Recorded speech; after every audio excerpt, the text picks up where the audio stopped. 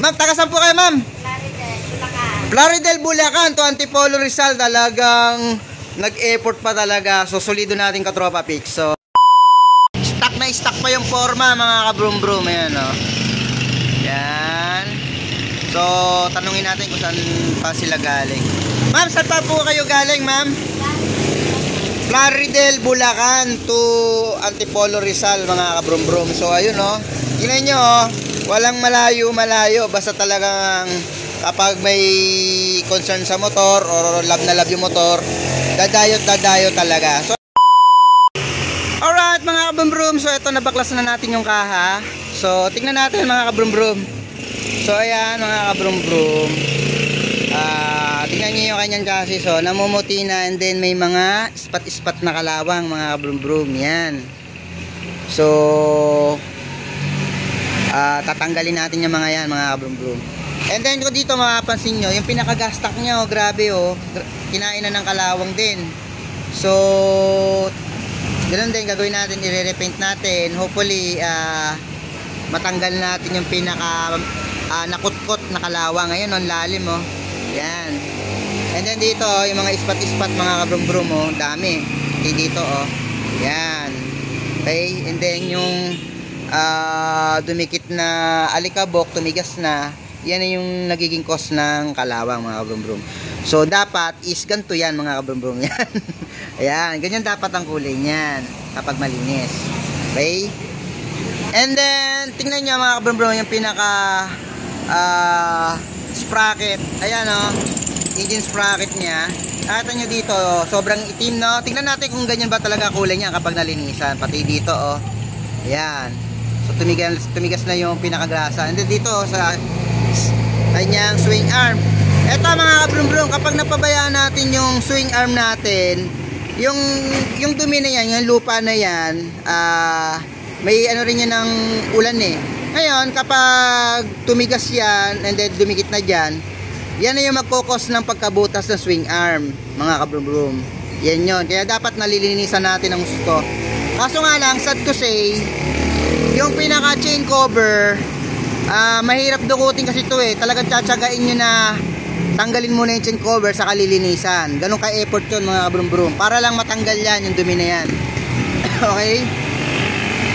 And then, tingnan nyo dito, sa pinakailalim, hindi natin makita yung engine number, no? Tingnan natin kung makikita natin mamaya yan kapag nalinisan. And then yung pinaka coolant reservoir nya, wala rin, hindi rin natin makita kung may laman pa ba. O, diba? Yan, lilinisan din natin yan, kasama yan sa package. Okay, pati yung pinaka engine bay, oh. Yan, linis din yan. So dito sa pinaka T-post, kung titignan nyo, ang kapal ng dumi. Ayan. Ayan, oh, ang kapal, oh. Ayan, oh, diba? So ayan, lilinisan din natin yan, kasama din yan sa paglilinis. Okay? And then yung front and rear caliper, lilinisan din yan para maganda yung braking system nya, yung function.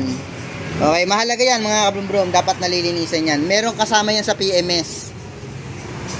Okay, and then eto, kung mapapansin nyo, yung pinaka wire harness nya, ayan. Yung wire harness nya, mga kabrum-brum.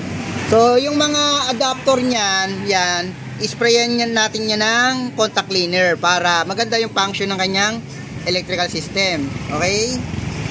And then, baka mapansin nyo dito, diba, alikabok ang dumi, no? Kung mapansin nyo dito, tingnan nyo, yan, yung pinaka cover ng mga adapter na socket ng wire harness natin. Ayan, no, natakpan na ng dumi na alikabok. So, tingnan natin kung ganyan ba talaga kulay niyan. Okay? So, the rest, ito naman yung mga pairings nya. Nakita nyo, dumi, oh. Yan. So, lilinisan natin yan. Inside and outside. Okay? So, update ko kayo mamaya, mga kabrum-brum, kapag paliguan muna natin. So, ito, nayakit na natin yung motor. Natapos na natin yung ating overall deep cleaning. And then, yung ating rewirings, mga kabrum-brum. So, check muna natin yung ating overall deep cleaning, mga kabrum-brum.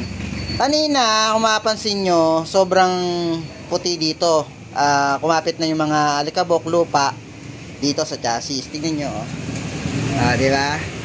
So, So, ganyan-ganyan yung itsura ng brand new mga kabrum-brum. So, dito, ganun din. Marami ring alikabok na dumikit. Yan, wala na siya. And then, ini-spray paint din natin ito ng Pilox mga kabrum-brum. Kasi dito kanina, ganito itsura niyan. Ayan, di ba? Sobrang kalawang. O, ngayon, ganyan na siya mga kabrum-brum. Wala nang kalawang. So, na-prevent na natin. Okay? And then, dito, makalawang din mga kabrum-brum dyan sa part na yan. Dito, ayan. So, ayan, tingnan nyo, oh. Pinatay na natin yung kalawang mga kabrum-brum. Parang brand new na siya. And then, dito, sa kanyang swing arm, ganun din mga kabrum-brum. May mga ispat-ispat din ang kalawang, lalo dito. So, tingnan nyo, oh. Diba, wala na rin. Okay? So, yung dito sa sprocket, ayan, ganyan na itsura niya kanina. Maitim. Ganito pala kulay niyan. Original na kulay. And then, ayan na. Bago natin nakikabit yung sprocket, so nilinisan muna natin. Ayan na. So, bagong sprocket set na yung ikinabit natin. Okay? And then, yung crankcase cover ni Bossing, kasi, sira yung pinagkakabitan. So, nagpalit na kami ng crankcase, di ba? Nakita, oh. Ayan, naka-chrome na siya. So, yung mga interesado sa ating chrome part setup, so, direct message kayo sa messenger ko mga kabrum-brum. So, marami tayong sample niyan. Diba? Napaka-pogi, oh. Kitang-kita yung dumi ng kamay ko. Okay, dun tayo sa kabila para makita nyo. Ayan, ganun din dito sa crankcase. Ayan. So, pinaltan para terno nga naman mga kabrum-brum. Kung mapapansin nyo, yung mga hose, yung mga wire harness, na-refresh na mga kabrum-brum, oh. Diba? Sariwang-sariwa na, no? Ayan. So, bago natin na-fix yan, mga kabrum-brum, tinira muna natin ng contact cleaner. Ito yun, mga kabrum-brum, yung contact cleaner. Ayan. Para maganda yung function ng ating electrical work setup. So, yung ating caliper, front and rear, nilinisan natin para maganda yung braking system. And then, nag-top up tayo ng brake fluid. And then yung kanyang mags, ayan, ni-refresh din natin. Parang brand new talaga mga kabrum-brum, oh. Walang kagrasa-grasa mga kabrum-brum. Okay? Ayan. Sa ilalim, ayan, kinudkud din natin para hawakan natin. Tingnan natin. Ayan, oh, wala na tayong masalat na grasa, oh, di ba? Yung kamay lang yung madumi talaga. And then yung kanyang coolant, saver coolant, nilinisan na natin para makita ni Bossing yung level ng coolant. And syempre, nagpalit na rin kami ng coolant para maganda talaga yung cooling system. Okay? And then, ito kanina, kung makapansin nyo sa video, naka-expose yung mga wire, mga kabrum-brum. So, ito, nire-wire na natin, oh, di ba? Ayan, ang ganda ng wire harness natin, mga kabrum-brum. Napaka-organized talaga. Ayan. And then, yung mga terminal lugs natin, kung makapansin nyo, talagang quality talaga, mga kabrum-brum. Anytime, pag kayo nagpalit ng ibang brand na loud horn, napakadali lang tanggalin at ikabit mga kabrum-brum. Okay?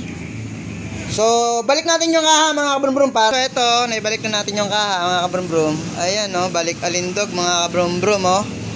Sniper 155R 2021 model. Parang to brand new mga kabrum-brum, oh. Ayan, tignan natin dito sa loob. Tignan nyo, oh. Ayan, ganyan-ganyan yung brand new mga kabrum-brum. Kapag malinis talaga, di ba? Pati yung upuan niya, ayan. And then, yan. The rest, lahat nilinisan mga kabrum-brum. And then, yung mga may kalawang, nalinisan na. Natanggal na mga kabrum-brum. Okay? So, check natin yung electrical work setup na ginawa natin.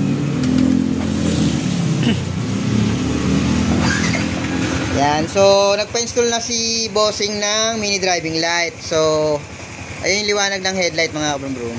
Ayan. Ayan. Low beam, MDL, and then high beam, yellow mga kabrum-brum. And then, meron na tong passing mode. Ayan, oh, makapag-passing siya. Sabay. Ayan, oh. Grabe, eh. Hindi ng kanyang mini driving light mga kabrum-brum. Napakaliwanag. Ayan. Diba? Parang nilamon na yung headlight mga kabrum-brum, oh. Okay. So, yun mga kabrum-brum, yung May stock horn siya. Subukan natin. Kapag nilong press natin, magra-rapid siya. Ngayon, kapag magla-loud horn naman siya, pindot lang tayo dito. And then kapag nilong press natin, magra-rapid din siya. Yan, optional lang yan mga kabrum-brum. Ito naman yung ating pampapogi sa gabi mga kabrum-brum, yung ating underglow setup. Boom! Oh, di ba? So yung kulay natin ngayon mga kabrum-brum, sky blue mga kabrum-brum. Tingnan nyo dito sa likod, sa katawan, and then dito sa gitna na meron nagbi-blink. Ayan, takapansin yan mga kabrum-brum. And then dito sa harap, nakita nyo, ayun o. Di ba? And then syempre sa ilalim, meron din. Ayan o, para kompletos recados mga kabrum-brum. Ayan. So, mapalikod, mapaharap, at gitna, meron siya. And then sa baba. Ayan, mga kabrum-brum. So, ito yung underglow setup mga kabrum-brum. Yung ating super bright night mode setup, ito naman yung meron dito. Saka dyan. Okay? So, yun mga kabrum-brum, yung mga interesado sa ating electrical work setup and then overall deep cleaning. So, direct message lang kayo sa messenger ko para masagot ko yung mga inquiries nyo. So, ingat mga kabrum-brum. Ay, maraming pasalamat muna tayo kay Madam. Talagang masyadong naghintay. And then, malayo pa talaga sila.